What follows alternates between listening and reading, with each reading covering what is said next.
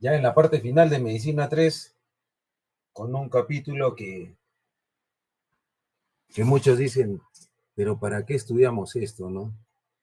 Y yo siempre les digo, cuando sean médicos y se den cuenta que todos los días les preguntan por nutrición, van a decir, ¿por qué no estudié lo suficiente nutrición? Entonces, esta es la apertura de una gran puerta donde ustedes tienen mucho que investigar respecto a los temas de nutrición. Y no me refiero a temas tan científicos y tan técnicos, sino a cosas cotidianas, ¿no? El paciente de todos los días nos pregunta, ¿qué puedo comer? Si puedo tomar tal suplemento, ¿qué opina usted de la pitahaya? ¿Qué le parece la chía? ¿Qué tipo de pescados debo comer? Me han dicho que hay unos que tienen omega 3. ¿Qué le parece el brócoli? ¿Cuánto de sal? Si tengo un problema tiroideo, ¿debo comer más, ingerir más yodo o no? ¿Qué debo restringir cuando tengo hipertensión?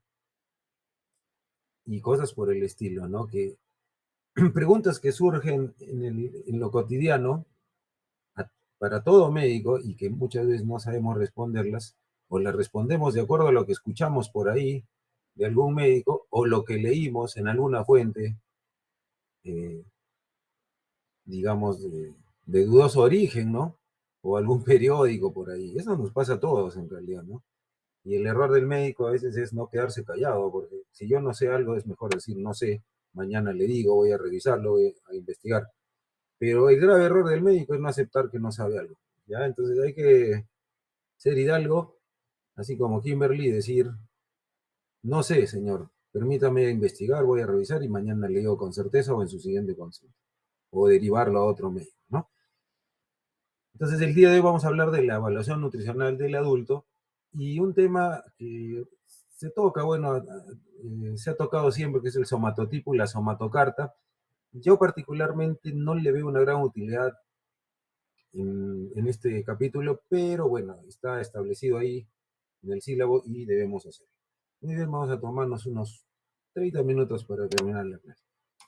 Entonces, vamos a hablar primero qué es el somatotipo, ¿no? Ustedes seguro no han escuchado mucho, no han escuchado hablar del somatotipo.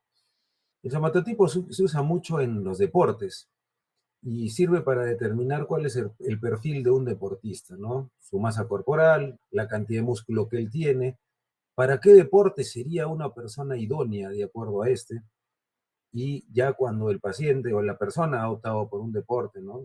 Para la competencia, para ser un deportista profesional, cómo mejorar su rendimiento. Además de, en base a estándares, compararlo con otros deportistas para ver cómo va a través del tiempo. Entonces, para nosotros determinar cuál es el somatotipo de una persona, tenemos tres componentes, porque el somatotipo se determina de acuerdo a la forma corporal externa. Ya vamos a ver unas imágenes, ¿no? Hay un componente endomórfico, un componente mesomórfico y un componente ectomórfico. Vamos a detallarlo un poquito. Cuando hablamos del componente endomórfico, esto representa la cantidad de tejido adiposo, ¿no? La cantidad relativa de tejido adiposo. Una persona más endomórfica tenderá a realizar actividades para personas con más componente adiposo. Ahí estamos hablando de los peleadores de sumo, de esos lanzadores, han visto de bala, por ejemplo, ¿no? En las Olimpiadas, que son personas fornidas, recias. El componente mesomórfico más bien representa la robustez o la cantidad de músculo esquelética relativa o magnitud. Y ahí entran, por ejemplo, el que es más mesomórfico es el velocista, el que hace pesas, el que hace halterofilia. Y el ectomórfico es esa persona longilínea, ¿no? Delgada, por eso representa la linealidad relativa o la delgadez de un físico, ¿no? Ahí tenemos esas personas delgadas, altas, ¿no? Que hacen, por ejemplo, competencias de maratón, saltos de altura, voleibol, ¿no? Más o menos ya se van imaginando la característica, ¿no? Y ahí, como pueden observar, un mesomorfo, ¿no? En el espectro intermedio, el endomorfo, ¿no? Que tiene una adiposidad mayor, el mesomorfo es más musculoso y el ectomorfo es más largo, longilíneo, no tiene tanta masa muscular, pero sí es más resistente, ese es aquel deportista para eh, deportes, ¿no? Como atletismo, maratones, ¿no? Deportes que demandan un esfuerzo permanente, que dure mucho, ¿no? ¿Y cómo se determina el somatotipo en un deportista? Vamos a ver que para calcular, ¿no?, el somatotipo, ojo que no siempre una persona es ectomorfa, mesomorfa, ¿no? Sino que puede haber combinaciones, ¿no? Una misma persona puede tener mayor porcentaje de ectomorfo, pero también tener algún grado de mesomorfia y de endomorfia. Y de ahí salen algunos espectros, ¿no? Vamos a ver eso en la imagen. Pero para calcular justamente el somatotipo se utiliza la talla, el peso corporal, los pliegues, ¿no? La medición de pliegues, las circunferencias del brazo y pantorrilla y los diámetros del húmero y del fémur. Entonces, como ven ahí, hay un somatotipo, bueno, antiguo ya, que hasta ahora se utiliza, que es el de Heath-Carter, ¿no?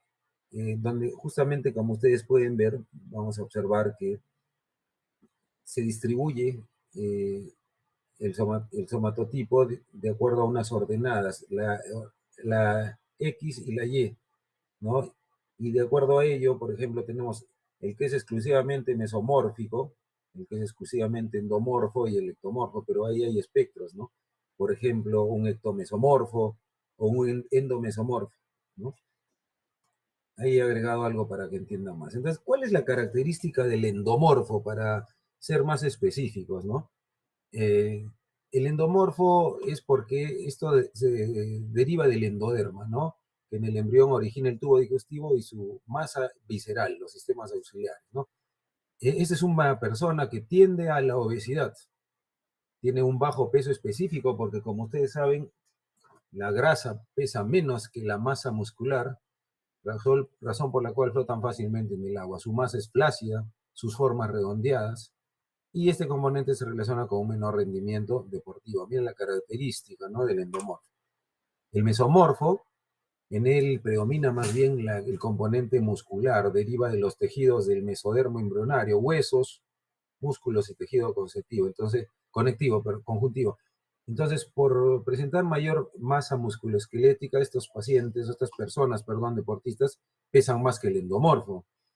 Y esto se observa en deportistas de alto nivel, particularmente en deportes de combate y contacto, ¿no? También hemos hablado de halterofilia, pesas, ¿no?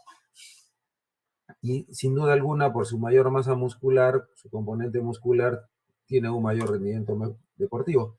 Y el ectomorfo, les decía, ¿no?, que es el longilíneo, ¿no?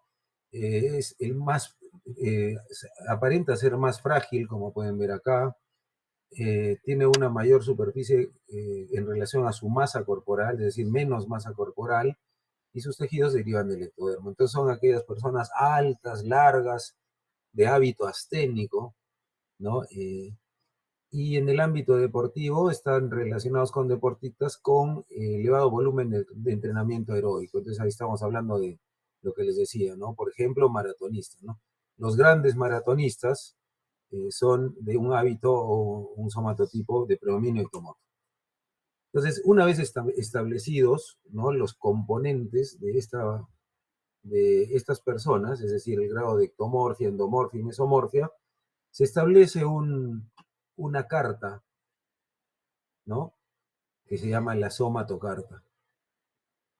Aquí está, en el eje de las X, se determina el valor en base a la resta de la ectomorfia menos la endomorfia, y en el eje de las Y, esta es otra fórmula, de tal manera que el deportista se va a ubicar en algún espectro, en alguna zona, ¿no?, de esta somatocarta.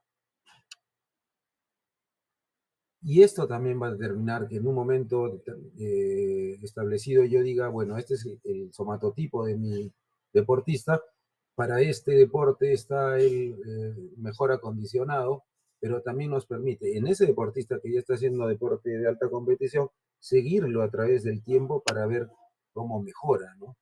Si yo quiero mejorar su componente muscular, mesomórfico, naturalmente tengo que ver en la somatocarta cómo eso puede ir mejorando, ¿ya? Entonces ahí están los espectros, ¿no? En estas coordenadas que ya habíamos visto. Entonces ahí toda una variedad, ¿no? Un espectro, ¿ya?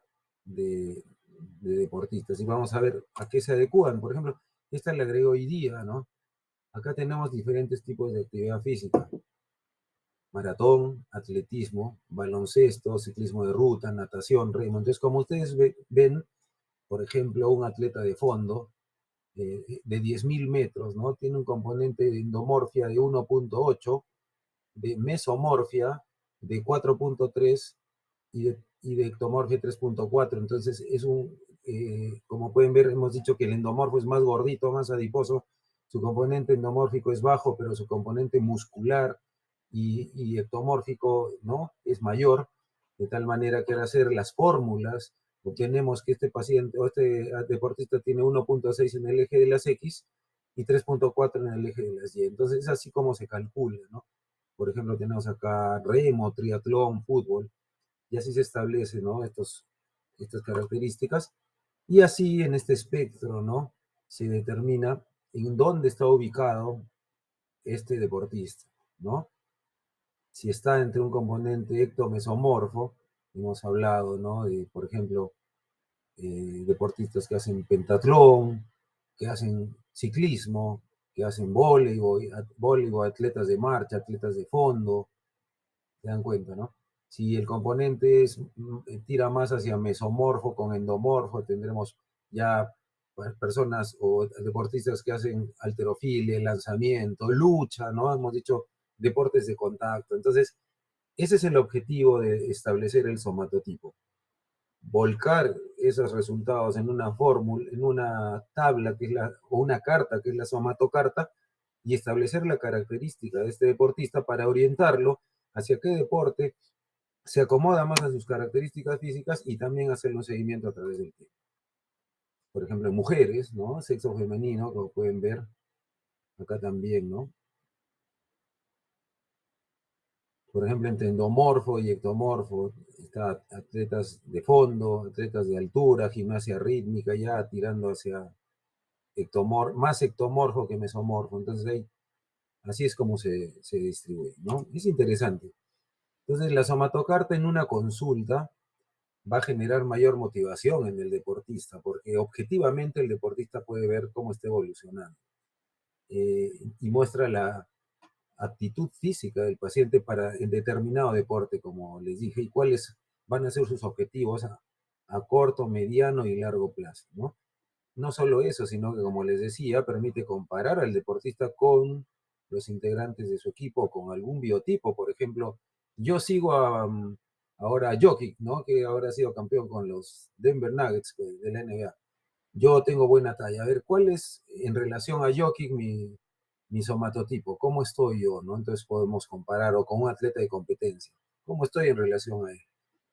Y también permite modificar la salud del deportista por medio de la alimentación para obtener un biotipo más saludable. Si tengo un deportista con tendencia a la ganancia de peso, a la adiposidad, muy endomorfo, entonces trabajo con él en una dieta especial para volverlo más muscular, más mesomorfo, ¿no? ¿Ya? Entonces, muy importante.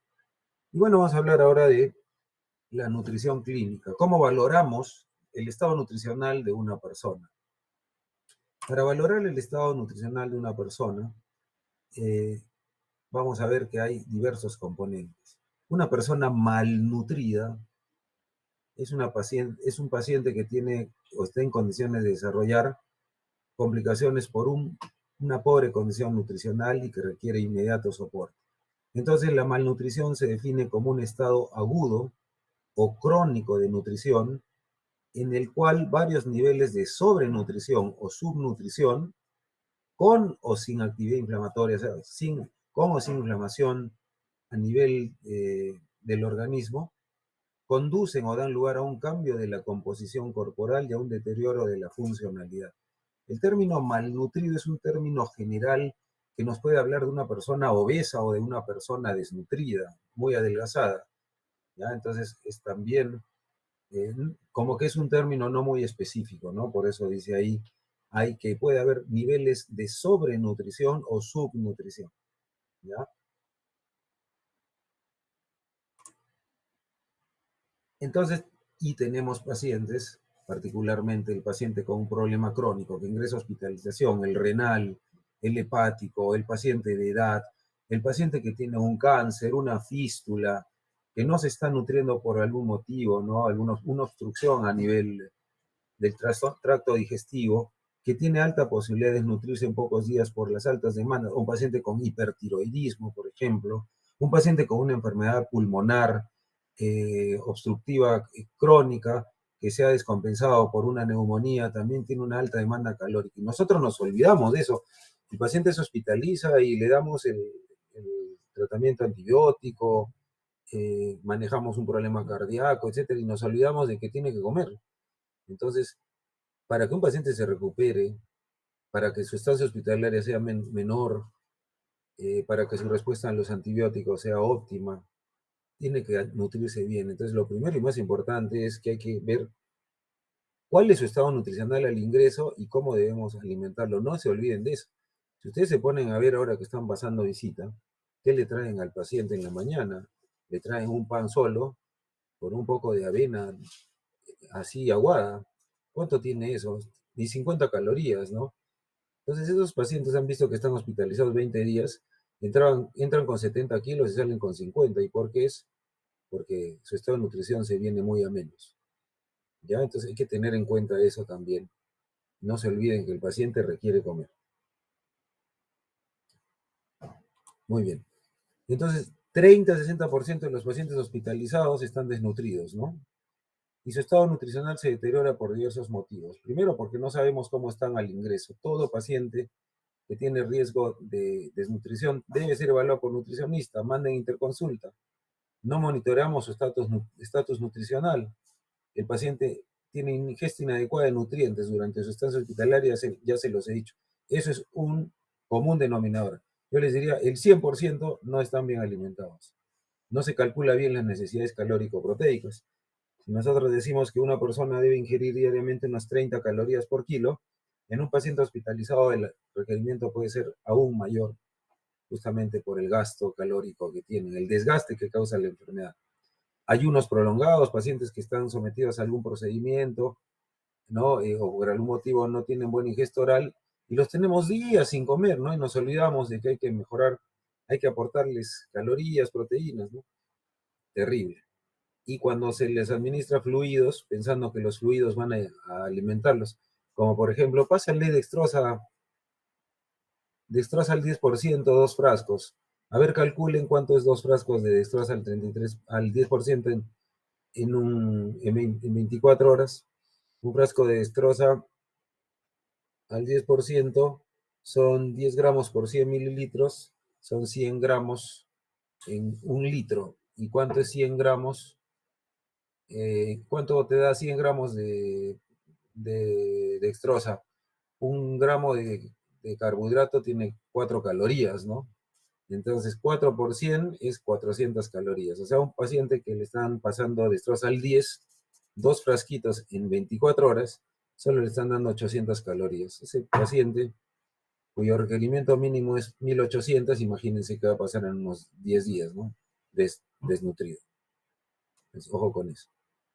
Entonces hay que ver en estos pacientes cómo está la dieta, si tiene signos carenciales ya a su ingreso de alguna deficiencia de vitaminas, hay que hacer la antropometría, los parámetros bioquímicos inmunológicos, ¿no?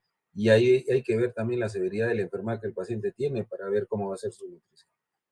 Por lo tanto, el diagnóstico nutricional se da en base a 4 fuentes de información: la historia clínico-nutricional del paciente, sus datos socioeconómicos, psicosociales y su estilo de vida, la historia dietética, la antropometría del paciente y los datos bioquímicos. Entonces, en el, en el ítem 1, que es la historia clínica, hay que ver cuál es el estilo de vida del paciente, ¿no? Ustedes le dicen al paciente, ¿no? También es clásico, ¿no? Señor, en el desayuno tiene que tomar su leche descremada, tiene que comprarse su arándano y sus fresas, y tiene que comer pan con palta. Y resulta que la señora de 70 años se toma su caldo blanco con su chuño, su arroz, sus fideos, ¿no? Su mate de alguna hierba y por ahí un pancito, ¿no? Entonces, tienen que ver cuál es el estilo de vida de la persona y el nutricionista adecuarse a las costumbres de esa persona. ¿ya? Porque si no, esa persona no les va a hacer caso. Fíjense en lo que come, pregúntenle, ¿y usted qué suele comer? Pues, las costumbres que tenemos muchos de nosotros no son las mismas que las de nuestros pacientes. Situación económica, ¿no? Hay nutricionistas que plantean a los pacientes unas dietas terribles, donde todos los días tienen diversos ingredientes costosos y los pacientes no tienen ni tiempo ni dinero para comprarlos. Entonces también hay que adecuarnos a la situación económica. El nivel cultural, de hecho, que va ligado a la situación económica muchas veces y al estilo de vida. Medicamentos que modifican el apetito y sabor de alimentos, ¿no? Les quitan el apetito, les producen hiporexia. Medicamentos que interaccionan con algunos componentes de los alimentos, ¿ya? Vamos a corregir esto de una vez porque si no, con eso medica apetito y sabor. Ya está. Muy bien, seguimos.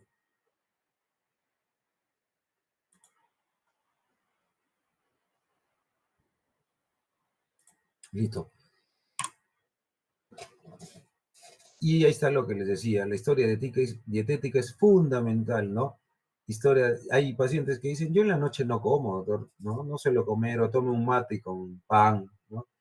Y hay otros que, por ejemplo, no comen todo el día, pero en la noche salen y, y comen algo muy pesado, muy fuerte, ¿no? En algún restaurante cerca de la casa. Entonces, conversen con sus pacientes y vean cuál es su historia dietética, ¿no?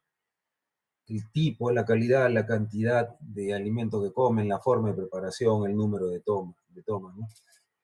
Entonces, eso es importante para conocer el patrón de consumo de alimentos, ¿no?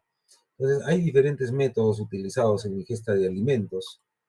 Por ejemplo, el registro de consumo, ¿no? Donde se anotan los alimentos y bebidas ingeridos en cada una de las comidas durante un periodo de unos 7 días. Entonces yo le digo al paciente, a ver, cuénteme usted qué desayuna, qué almuerza y qué cena. A ver, unos 3 días, cuéntame, hace 3 días qué desayunó, desayuné esto. Y a media mañana, no se olviden, ¿no? Me fui al trabajo, porque a veces el paciente obvia, ¿no? No les dice, sí, me tomé una empanada y me tomé una gaseosa. Para ellos eso no es parte de la dieta, pero eso tienen que incluirlo porque son calorías. Y a media mañana, señor, en su trabajo, sí, pues pasa la señora con su canasta, ¿no? Y vende empanaditas de queso, me como dos con mi gaseosa, mi pirañita, ¿no? Y luego me voy a almorzar y luego regreso al trabajo y siempre me da ganas por la tarde de comerme un chocolatito, así que me como un Milky, porque el Milky me han dicho que tiene más cantidad de cacao. Entonces, esa empanadita, esa bebida gaseosa, ese chocolate por la tarde y esas 2 o 3 salidas a comer hamburguesa, pizza, son las que engordan a la persona. Entonces es importante hacer un registro de consumo. Una forma un poco más difícil es pesar los alimentos que se sirve el paciente, ¿no? Eso ya son estudios más de gabinete, los hacen los nutricionistas. Otra también podría ser el recordatorio 24 horas, al menos preguntarle las 24 horas, ¿no? Pero en realidad solo 24 horas recabar datos no es tan exacto como recabar más días, ¿no? Como por ejemplo 3 días. ¿Ya? Entonces, y otras, por ejemplo, ver la frecuencia de consumo, ¿no? Por ejemplo, ¿cuántas veces a la semana come usted carnes rojas? ¿Cuántas veces come pescado? ¿Cuántas veces come verduras? ¿No? Entonces, otra frecuencia de consumo. Pero desde mi punto de vista, la más útil sería hacer un registro de consumo de algunos días, porque eso nos permite más o menos determinar cuáles son las costumbres de este paciente, las cantidades que come, cuántas veces al día come, si come entre comidas, etcétera, ¿no? Ya, entonces, eso es muy importante, la historia dietética, la historia nutricional. Luego viene la valoración física, que evalúa el tamaño corporal y la proporción entre la talla del paciente y el peso. Y esta evaluación física nos va a permitir estimar los componentes corporales, cuánto de agua tiene el paciente, cuánto de masa muscular y cuánto de masa grasa. Es muy fácil de obtener y se utiliza instrumental sencillo. Ustedes, por ejemplo, hay estudios de tesis que ustedes pueden plantear facilísimo, ¿no? Haciendo antropometría. Agarra un grupo de pacientes con cirrosis, obesos que ingresan a hospitalización, pacientes renales, un grupo, ¿no? Específico y les hacen estudios antropométricos, ¿no? Para ver cuánto entran y cuánto salen, ¿no? Por ejemplo, es una forma de ver compromiso nutricional y ahí ustedes podrían objetivar que efectivamente lo que les estaba comentando, ¿no? Cómo se compromete su estado nutricional. o también evaluar su estado nutricional al ingreso permite saber cómo estaban ambulatoriamente, ¿no? ¿Cuál es el compromiso de su estado nutricional al momento de padecer una enfermedad aguda? Si están preparados para soportar una enfermedad aguda. Entonces, ¿qué se utiliza en la antropometría? El peso, la talla, el índice de masa corporal, los pliegues, habíamos hablado de eso, tricipital, bicipital, la circunferencia del brazo, ¿no? Los cuales son parámetros físicos del estado nutricional previo del paciente y su interpretación tiene importancia como una referencia de base para ver el manejo nutricional que va a tener el paciente. Entonces, estos datos son muy importantes. El paciente les dice, doctor, he tenido una pérdida de peso importante y nosotros podemos calcular si esto, qué tan significativo es. Por ejemplo, se ha perdido, una pérdida de peso es significativa cuando ha perdido 5% del peso en un mes, 7,5% de peso en 3 meses o 10% en 6 meses. O una pérdida de peso grave cuando esta pérdida es más del 5% en un mes, más de 7,5% en 3 meses o más de 10% en 6 meses.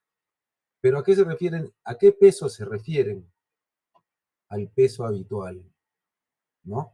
Nosotros calculamos este porcentaje de pérdida de peso justamente utilizando el peso habitual.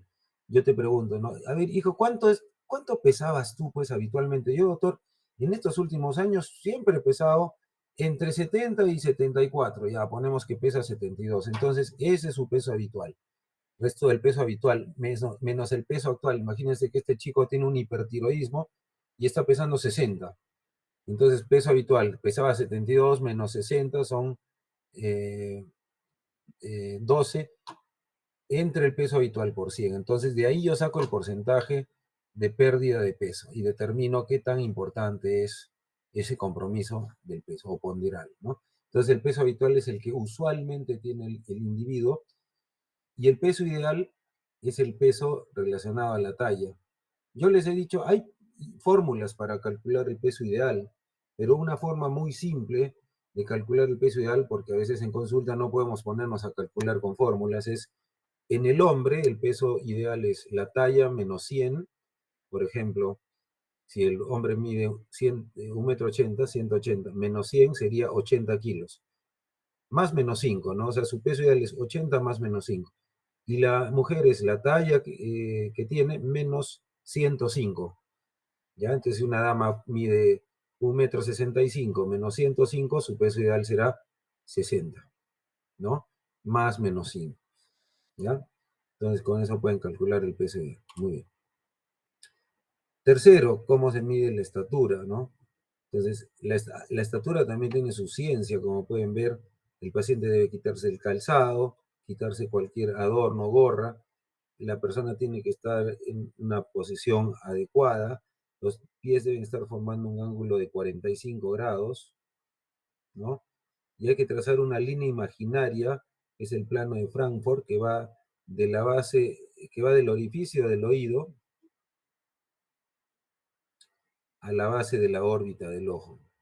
Entonces, ustedes más o menos tienen que ver si la posición de la cabeza es la correcta de acuerdo a ese plano de Frankfurt, ¿ya?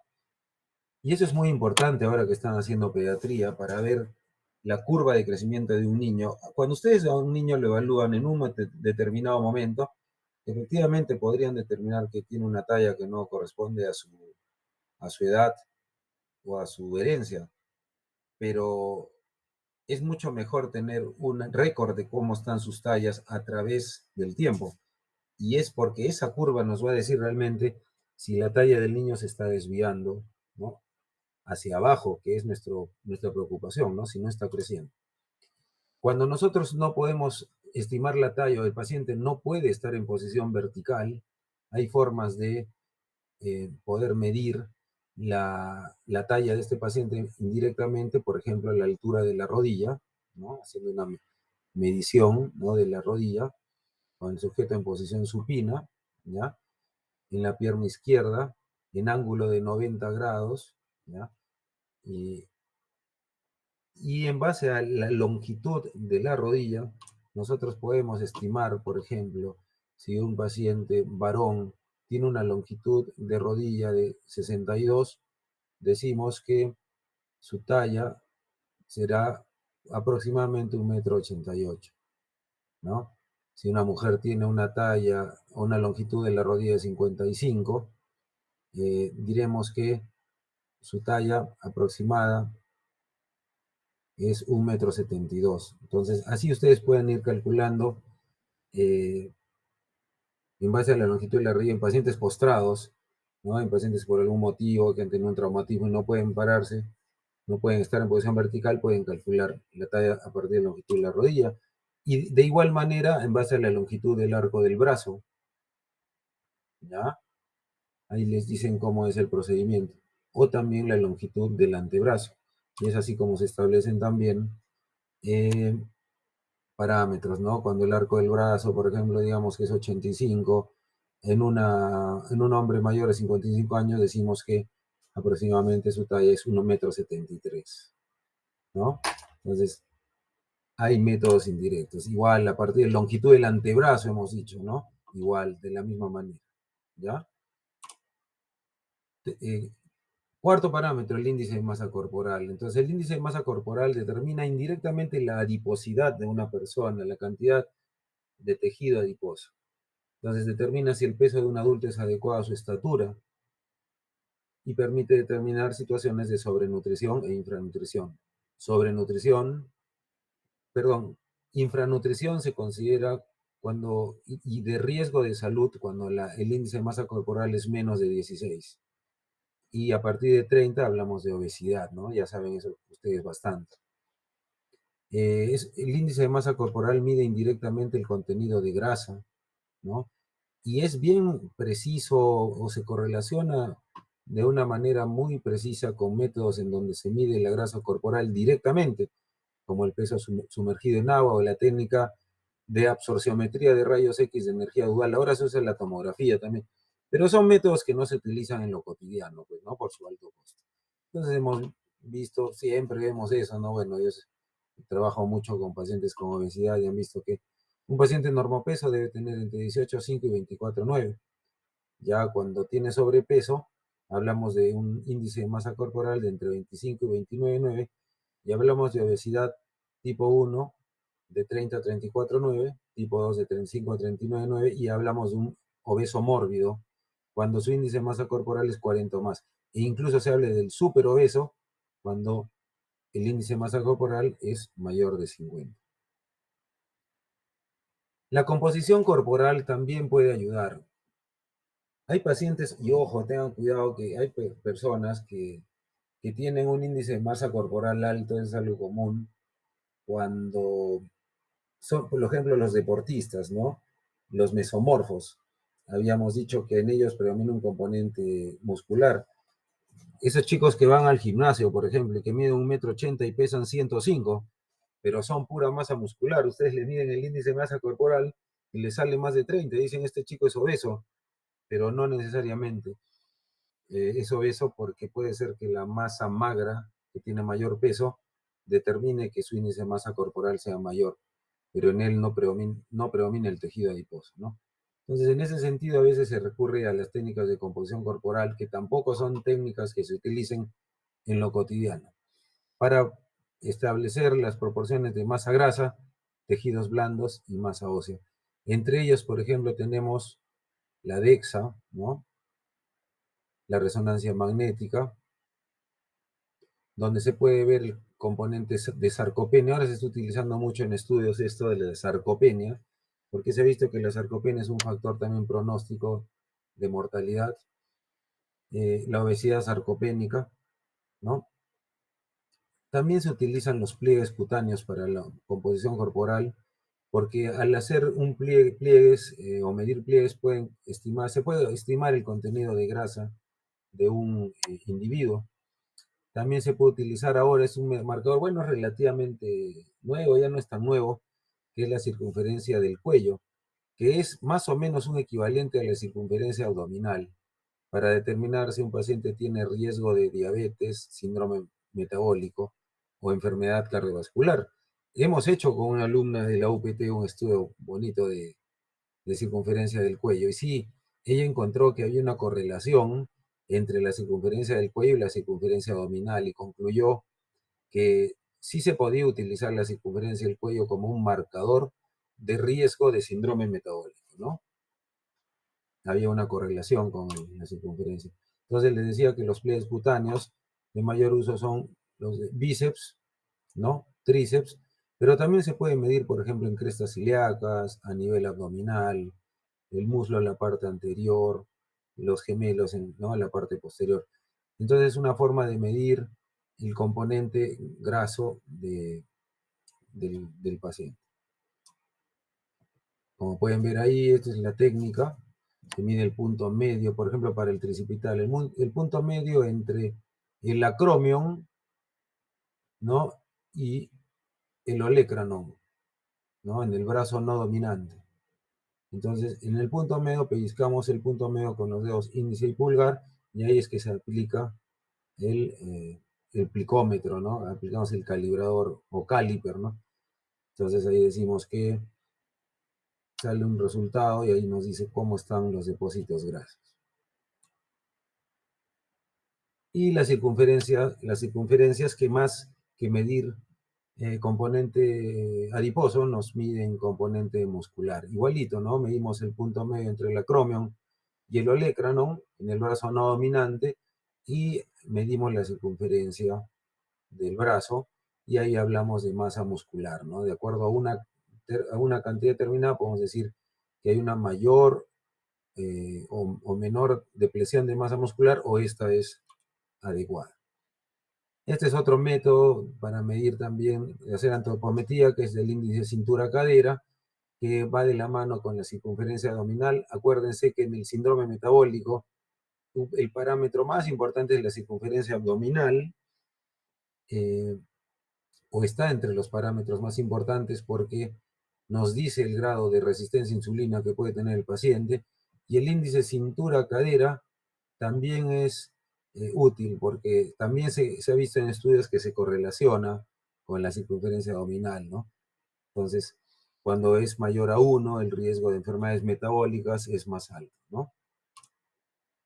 Con respecto a la valoración bioquímica, tenemos que nosotros evaluar las proteínas primero somáticas y las proteínas viscerales. Las proteínas somáticas se evalúan midiendo el famoso balance nitrogenado. Esta es la fórmula, ¿no?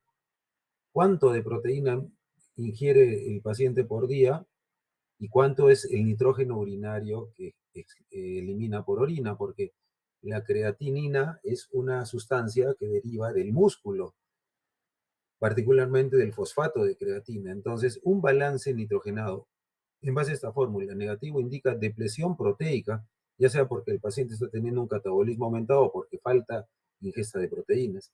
Y un balance positivo, que generalmente no encontramos en nuestros pacientes, indica represión proteica, ¿no? Difícil que encontramos un paciente con balance nitrogenado positivo, a menos que sea pesista. A veces abusan de las proteínas, ¿no?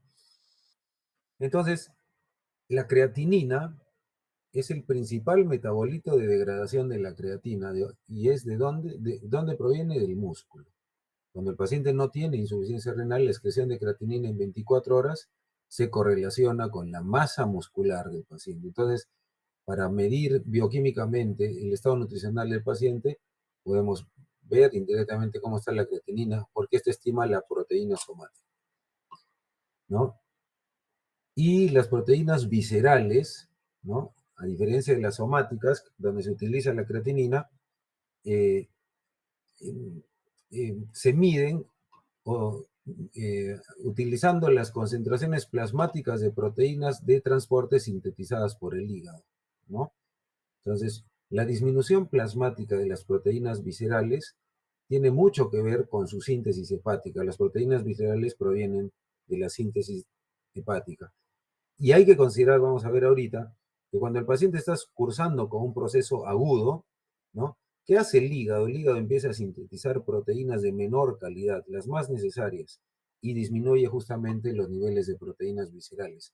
Por eso, si nosotros queremos evaluar el estado nutricional de un paciente en condición aguda, no es recomendable utilizar como medida, como parámetro las proteínas viscerales, ¿ya? Entonces, Durante la inflamación, injuria, hay muchas alteraciones, sobre todo que tienen que ver con las proteínas, con la glucosa, ¿no? Hay inversión albúmino-globulina, lo que les decía, el hígado empieza a producir proteínas de más fácil síntesis, pérdidas energético-calóricas, mayor catabolismo, eh, aumento del escape transcapilar, cambios en la producción de proteínas de fase aguda e hiperglicemia de estrés.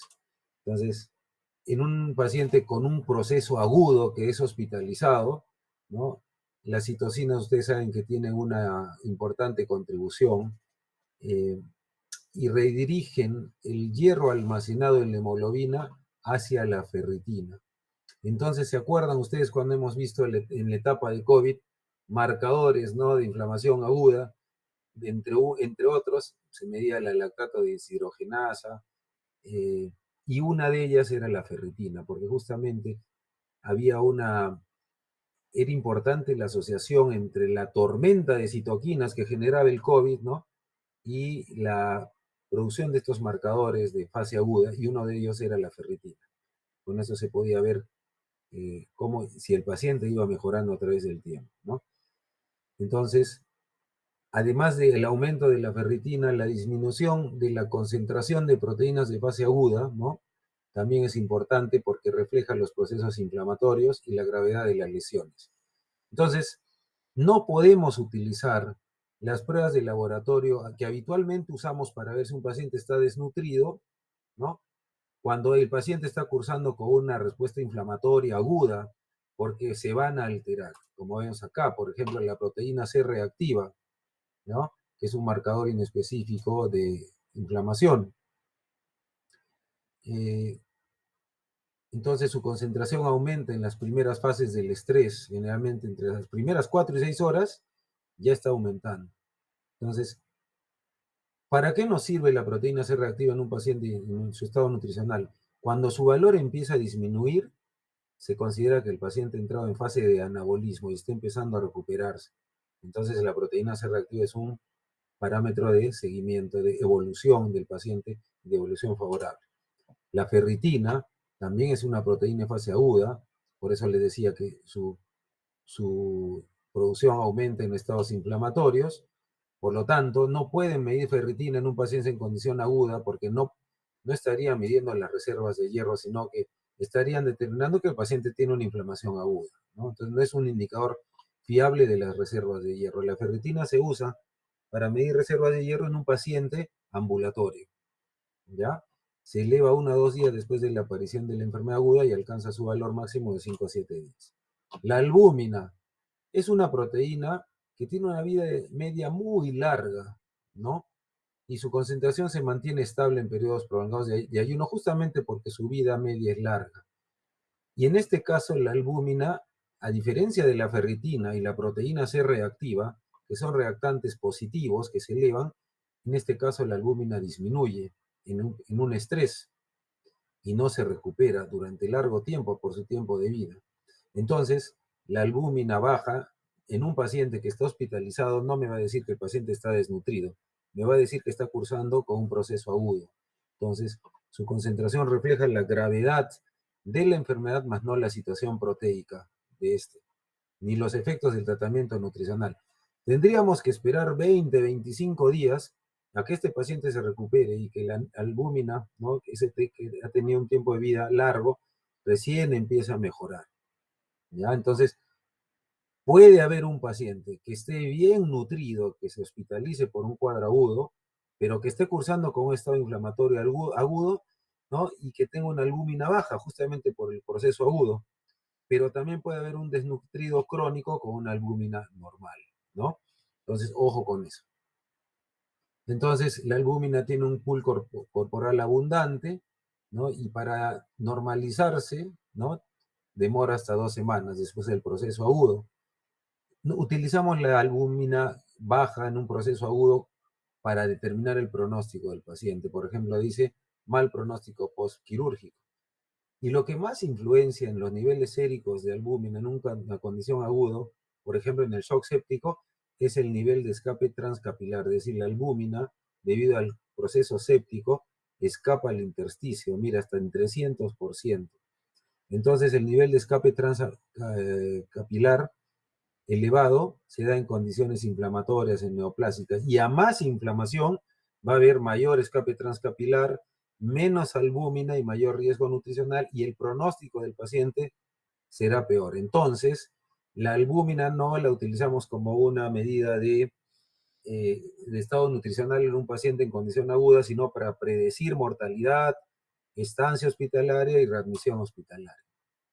La prealbúmina ya es una proteína que en este caso tiene una semivida más corta que la albúmina, pero también su concentración disminuye en el estrés inflamatorio, ¿ya? En pacientes con cáncer, enfermedades renales, donde hay pérdida de proteínas, ¿no? Entonces, al igual que la albúmina, su concentración refleja la gravedad de la enfermedad, más no la situación proteica del paciente. ¿Ya? Entonces, ojo también, bueno, en el caso de los pacientes o mujeres gestantes y en síndrome nefrótico puede estar elevada. La proteína fijadora de retinol, que tiene un tiempo de vida, de semivida más corto, su concentración disminuye en la malnutrición debido a ayuno prolongado en este caso, ¿no? O sea que sí podría indicar esta proteína que hay un compromiso nutricional por ayuno prolongado, pero también, al igual que la albúmina, la prealbúmina disminuye en el estrés inflamatorio y puede no corregirse rápidamente con la realimentación, ¿ya? Acá hay un dato que, bueno, les puse que un fragmento peptídico, RBP, o sea, la proteína fijadora de retinol 4, se ve elevada en pacientes con obesidad, resistencia a insulina, diabetes gestacional y en la IRC en fase 5 de individuos sin diabetes, ¿no? La transferrina es la proteína que transporta el hierro a la médula ósea para la síntesis de hemoglobina y su concentración, al igual que la ferritina, depende de las reservas corporales de hierro.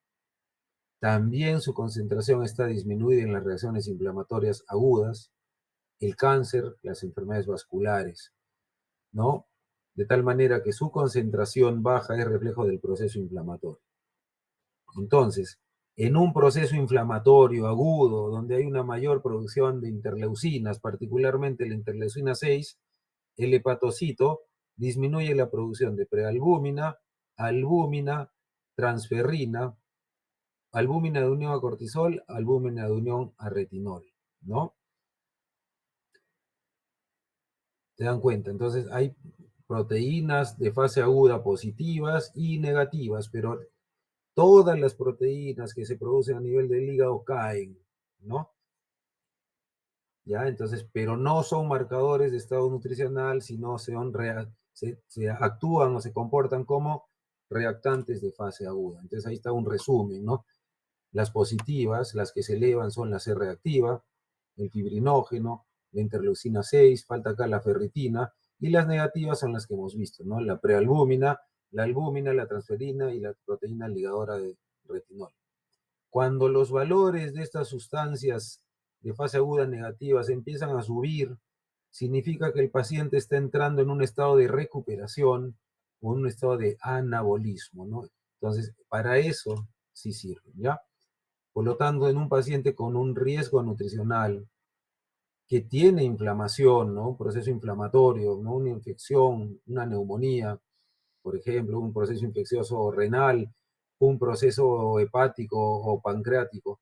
Si tiene inflamación, y esta es de leve a moderada, estaremos hablando de una malnutrición de enfermedades crónicas, pero si la respuesta inflamatoria es intensa y hay alteración de estos marcadores que les he dicho, estamos hablando de la malnutrición de una enfermedad aguda. En cambio, si el paciente no se detecta, ¿no?, que hay estado de inflamación, simplemente si sus parámetros salen alterados, ahí sí estaríamos hablando de una malnutrición relacionada con su estado de alimentación, su estado nutricional, ¿no? Muy bien. El año pasado, no, hace 2 años puse la foto de mis hijos cuando eran chiquititos, todavía ahora ya están viejitos ya. Listo.